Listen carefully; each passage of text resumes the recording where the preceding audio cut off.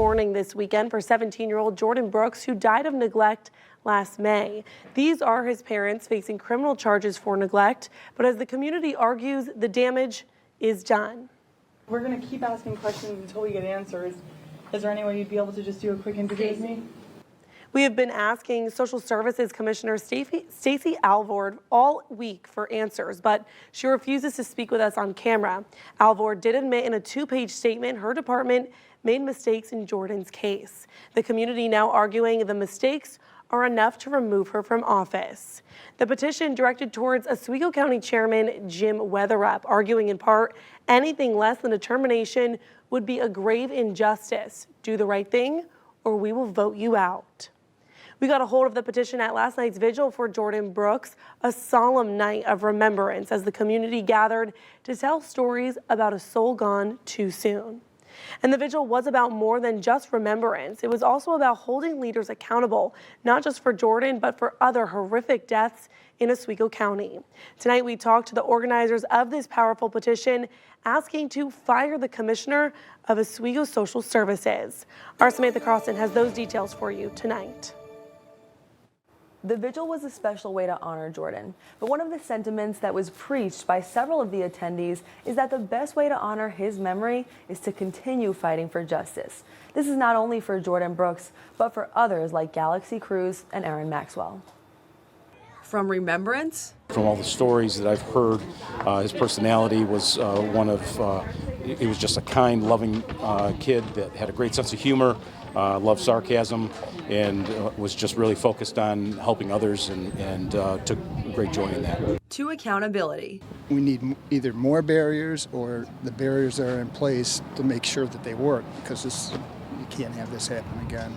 Organizers for the vigil started a petition from the citizens of Oswego County to Legislative Chairman James Weatherup, demanding the immediate termination of Oswego County Commissioner of Social Services, Stacy Alvord.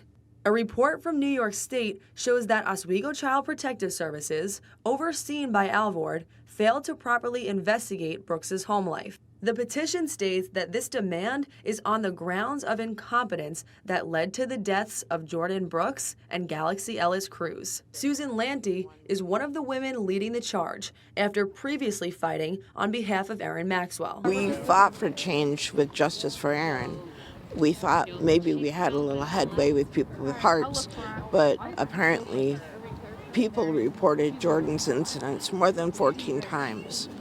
And that is 14 times too many. A Facebook page has also been created called Justice for Jordan Brooks and Galaxy Ellis-Cruz, which aims to bring awareness to this issue. That there's not only one little innocent life that's been taken, there's been 2. And there's no arrest made in regard to Galaxy to date, which is, to me, an outlaw, an outrage, a crime.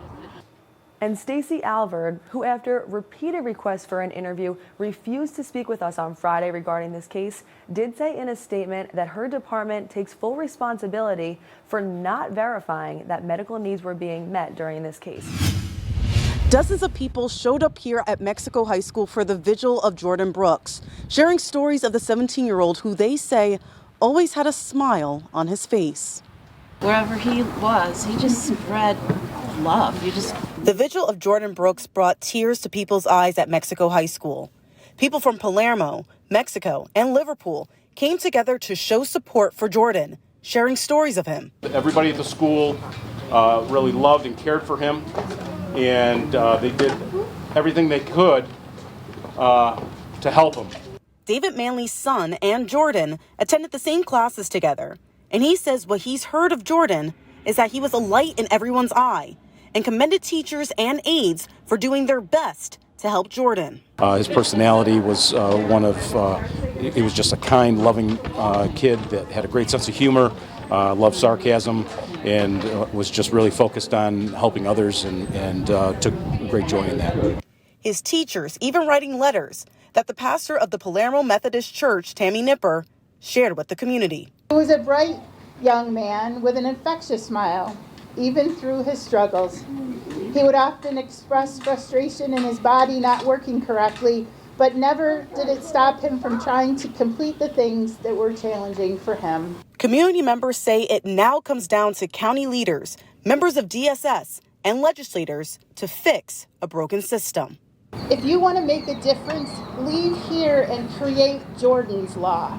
Leave here and create a law that will protect children. Leave here and be the voice that's louder than everybody else.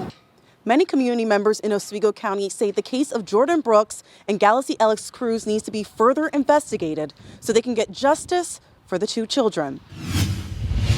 Now, community members are determined to find justice for Jordan. Some say the charges that his parents are facing, that they do not go far enough. Our Lagarde joins us live in Mexico tonight with more on what the community is saying the night before a big vigil. Allura.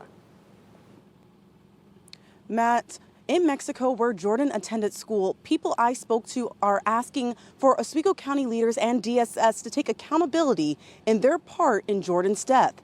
Some even going further to say more needs to be done in this case. The death of Jordan Brooks sent heartbreak throughout the community of Mexico, especially since this is not the first deadly child abuse accusation the county has seen. Start looking into the systems. Start protecting the children. Karen Plumley says in Jordan Brooks' case, Oswego County and leaders need to start taking responsibility. When teachers are coming forth, when counselors are coming forth, something needs to be followed through, not brushed under the rug. Katie Fontaine says even the charges against Jordan's mom and stepdad don't go far enough in terms of accountability. It's just sad that it wasn't taken care of like it should have been. I think it definitely needs to be further investigated. Like, it shouldn't have happened. It really shouldn't. Plumley asked, when are these cases going to stop? Enough is enough. Start protecting the children. Tomorrow at 7:30, those who want justice for Jordan will be gathering here at Mexico High School to show their support.